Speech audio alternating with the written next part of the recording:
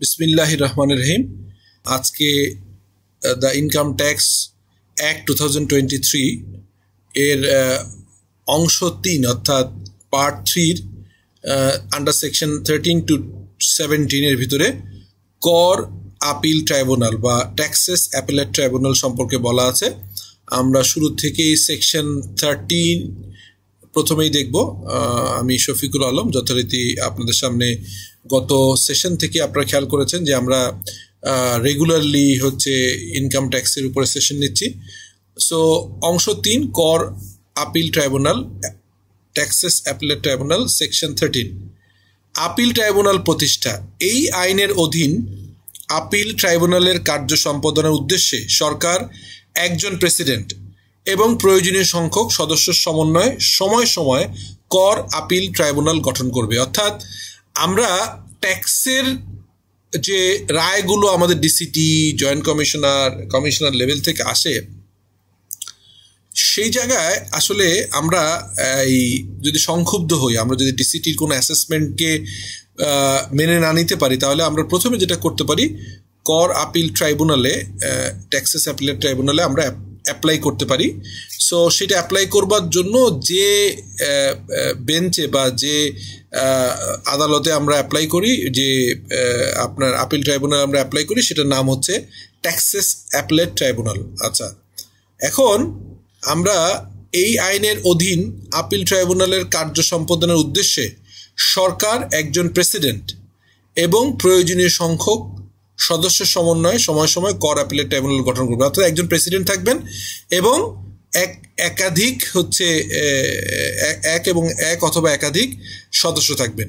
এখন এই সদস্য হতে গেলে কি কি যোগ্যতা, সেটি হচ্ছে যে কোনো ব্যক্তি আপিল ট্রাইব্যুনালের সদস্য হিসেবে নিযুক্ত হইবেন না, মানে ওনার অযোগ্যতা হবে যদি না তিনি, তার মানে নিচের বর্ণিত ব্যক্তিবর্গই শুধুমাত্র ট্যাক্সেস অ্যাপিলেট ট্রাইব্যুনালের সদস্য হতে পারবেন।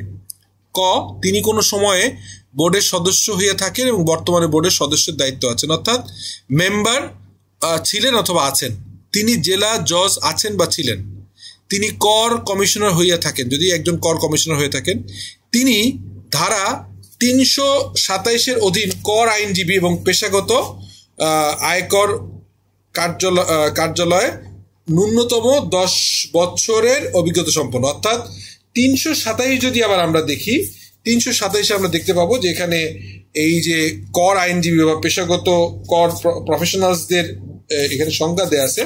সেখানে আপনারা যদি আমরা একটু দেখি কুইকলি, সেটা হচ্ছে ওখানে আছে আপনার কারা হতে পারবেন, সেটি হচ্ছে বাংলাদেশ বার কাউন্সিলের আইনজীবী, অনুশীলনকারী charter accountant, practising charter accountant, practising cost and management accountant, practising charter secretary এবং উপকর কমিশনারের নিম্নে নয়, হ্যাঁ, মানে অ্যাসিস্ট্যান্ট কমিশনের নিচে নয় এরকম, ডিসিটির নিচে নয় এরকম, আপনার 5 বছরের অভিজ্ঞতা সম্পন্ন যিনি কাজ করেছেন এবং কোনো বোর্ড কর্তৃক আইনজীবী হিসেবে সনদপ্রাপ্ত কোনো ব্যক্তি, অর্থাৎ আইটিপি বা এরকম তাদেরকে এই বলা আছে 327-এ তারা হাজিরার জন্য অনুমোদিত প্রতিনিধি, অর্থাৎ ওনারা তাদের ক্লায়েন্টের পক্ষে হাজির হতে পারবেন আপিল এবং অ্যাসেসমেন্ট করবার সময় শুনানির জন্য। তো যাই হোক, তো সেই জায়গায় যে charter accountant, cost and management সবাই প্র্যাকটিসিং আইনজীবী, তারপরে চার্টার সেক্রেটারি এবং উপকর কমিশনারের নিচে নয় এরকম কোনো আপনার কর যিনি চাকরি করতেন এরকম কোনো প্রফেশনালস। তো এখানে এটা গেল একটা, এই 327। এরপরে উমতে আছে তিনি পেশাগতভাবে আর্থিক এবং কর সংক্রান্ত আইনের খসড়া প্রণয়ন কার্যে বিশেষজ্ঞ এবং অনন্য 10 বছরের অভিজ্ঞতা সম্পন্ন, অর্থাৎ উনি ট্যাক্স পলিসি এবং ট্যাক্সের যে আইনগুলো খসড়ার কাজে কাজ করেছেন, লয়ার হতে পারেন, গভর্নমেন্টের এনবিআর চাকরি করতে পারেন। সরকার এবং আপিল ট্রাইব্যুনালের সদস্যদের মধ্য হতে একজন সদস্যকে যিনি বোর্ডের সদস্য ছিলেন বা আছেন প্রেসিডেন্ট নিয়োগ করবেন। অর্থাৎ সরকার এই যে একজন প্রেসিডেন্ট এবং বললাম সদস্য, তো এখানে সবাই সদস্য হওয়ার পরে এখান থেকে আপনার একজন আপিল ট্রাইব্যুনালের সদস্যের মধ্যে থেকে একজনকে প্রেসিডেন্ট নির্বাচিত করবেন, যিনি আপনার বোর্ডের সদস্য হিসেবে ছিলেন বা আছেন।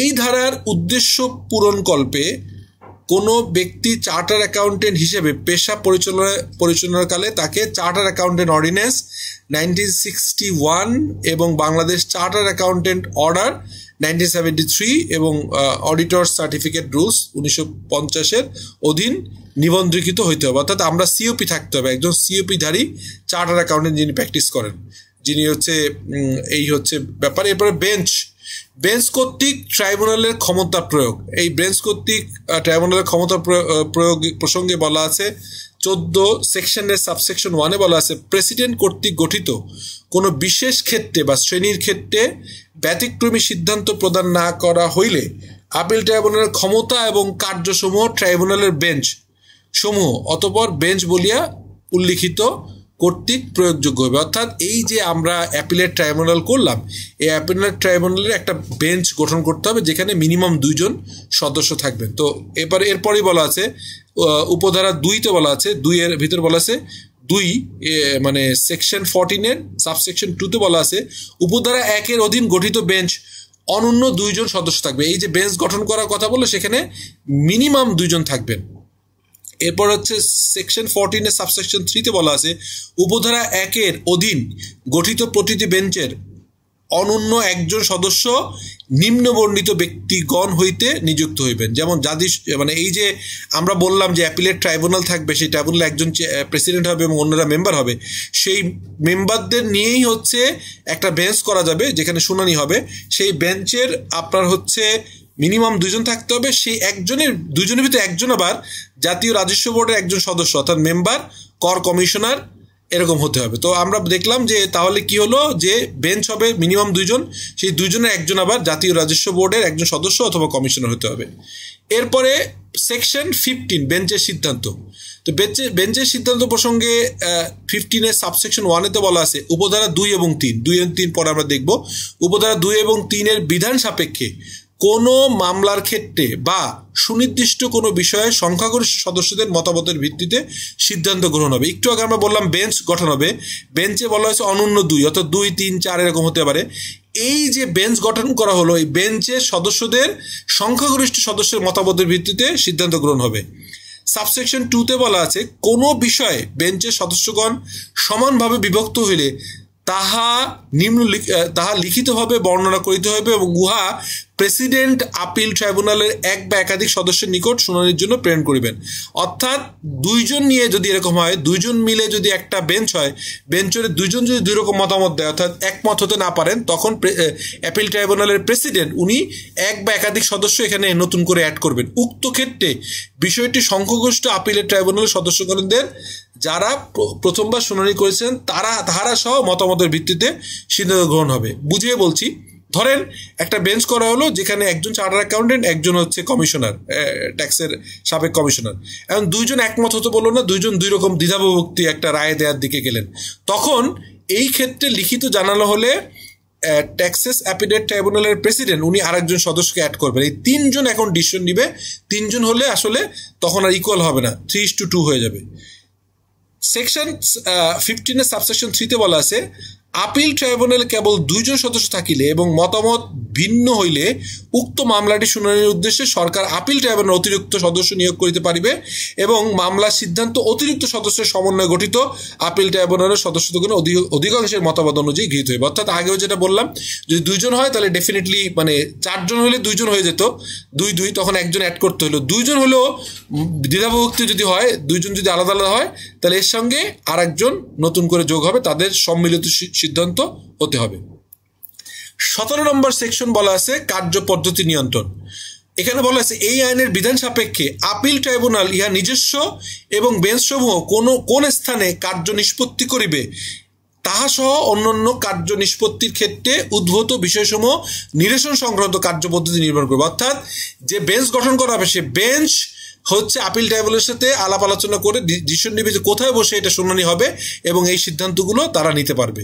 সো এটাকে বলা হচ্ছে কার্যপদ্ধতি নিয়ন্ত্রণ। নিয়ন্ত্রণ কীরকম হবে? বেঞ্চ 2 জনের অধিক 2, 3, 4, 5 হতে পারে ওনারা আপিল ট্রাইব্যুনালের সাথে আলাপ করে এইটা আপনার কোথায় হিয়ারিং করবে, কোথায় ডিসিশন নেবে এটা জানতে পারবে। সো আমরা এটা দেখলাম যে আমাদের 17 পর্যন্ত হয়ে গেল। So this is the third part. আজকে আমরা তৃতীয় পার্টের অংশ বললাম, অংশ 3।